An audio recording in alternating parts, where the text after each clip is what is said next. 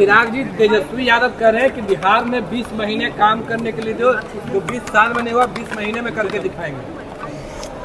देखिए, ये 20 महीने का जो ये जिक्र कर रहे हैं ना, शायद ये भूल जाते हैं कि 15 साल बिहार की जनता ने कर ले भाई थोड़ा इन्हें और इनके परिवार को देने का काम किया। और उन 15 सालों में जो इन्होंने बिहार को बर्बाद करने का काम किया, परिणाम स्वरूप आज भी कई बिहारी जो उस वक्त बिहार से पलायन करके गए थे, पीढ़ियां बीत गई पर वो वापस नहीं आ पाए उनके जंगल राज की वजह से। तो ऐसे में जब वो 20 महीने का जिक्र करते हैं तो एक बार अपने परिवार के ही नेतृत्व में जो 90 का दशक था उसको याद कर लें। और उसको याद करना ज़रूरी है क्योंकि उस दशक ने जो बिहार के हालात किए थे, आज भी उस खाई को भरते हुए दशकों बीत गए हैं और उसके जिम्मेदार सिर्फ राष्ट्रीय जनता दल, इनकी पार्टी और इनके परिवार का नेतृत्व ही रहा है, जिसकी वजह से आज भी बिहार बनिस्पत राज्यों के अगर उस ऊंचाई पे नहीं पहुंच पाया, उसका जिम्मेदार वो 90 का दशक रहा है। और ये आज की तारीख में जो यंग वोटर्स हैं और ख़ास तौर पर जो फर्स्ट टाइम वोटर्स हैं, जिन्होंने शायद वो 90 का दशक नहीं देखा होगा, जो 2005 के बाद पैदा हुए होंगे और 2025 में पहली बार वोट डालने जा रहे होंगे, उनको ये जानना ज़रूरी है कि क्या था वो 90 का दशक और क्यों उसको जंगल राज के नाम से कहा जाता है।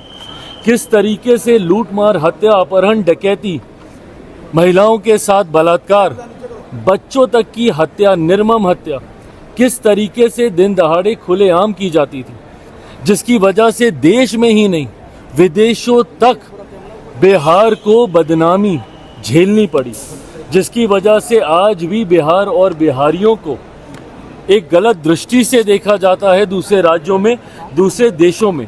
तो उसके जिम्मेदार तो यही रहे थे। तो अब एक और 20 महीना लेके क्या करना चाहेंगे? और बर्बाद करना चाहेंगे? जितना इनको और इनके परिवार और इनकी पार्टी को करना था पहले ही कर चुके हैं। इलेक्टोरल रिवीजन हो रहा है बिहार में। तेजस्वी यादव कह रहे हैं कि फर्जी लोकसभा में क्यों नहीं करवाया गया था इन सब चीजों को, विधानसभा में क्यों हो रहा है ये सब? रिप्रेजेंटेशन ऑफ पीपल्स एक्ट के तहत 1950 इसके तहत ये प्रोसेस समय समय पर अपनाया जाता है और इसको अपनाना भी ज़रूरी है, ताकि इसकी आड़ में जो फर्जीवाड़ा होता है, कई बार हम लोग देखते हैं कि अगर किसी का निधन हो गया उसके नाम भी उसमें वोटर लिस्ट में डला होता है, जिसकी वजह से जो सही मतदाता है, जो वोटर है, वो अपना वोट नहीं डाल पाता है। ऐसे में इस प्रक्रिया को और ट्रांसपेरेंट करने की सोच के साथ समय समय पर इस प्रोसेस को अपनाया जाता है। और जिनको इस प्रोसेस से चिंता हो रही है उनको डर पहले से ही है अपनी हार का, और वो लोग पहले से ही बहाना ढूंढने का प्रयास कर रहे हैं कि नवंबर में जब रिजल्ट आएंगे तो इनको कोई ना कोई तो बहाना चाहिए। भाई, ईवीएम का बहाना कितनी बार ये लोग अपनाएंगे?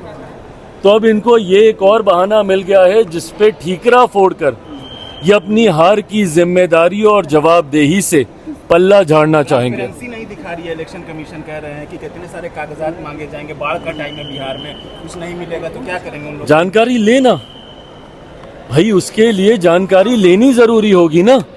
आपको वो तत्परता दिखानी होगी।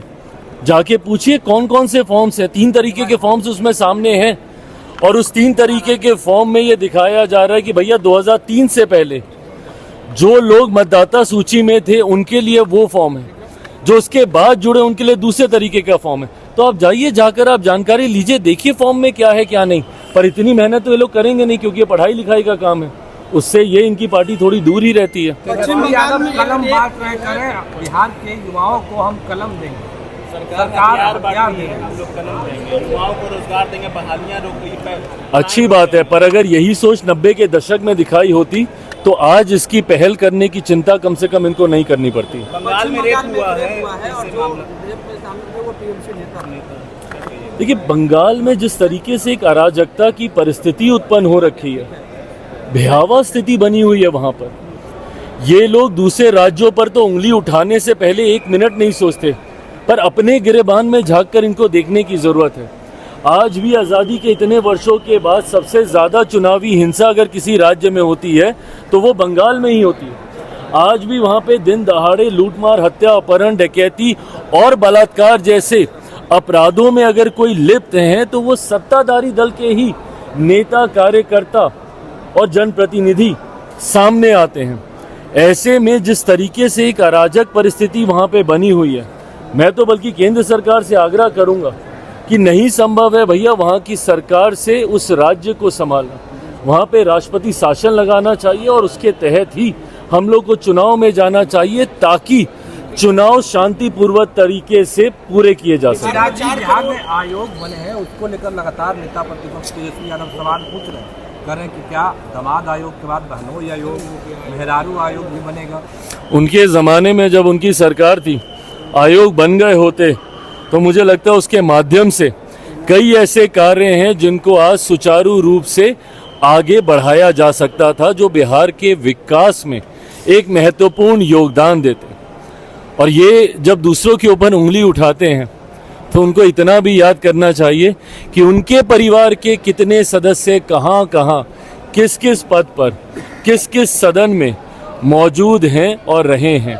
वो तो उस परिवार से आते हैं कि जब अगर उनके पिता को जेल जाना पड़ता है तो उनकी माता जी को मुख्यमंत्री बनाया जाता है। वो किस कानून के तहत हुआ था किसी को नहीं पता।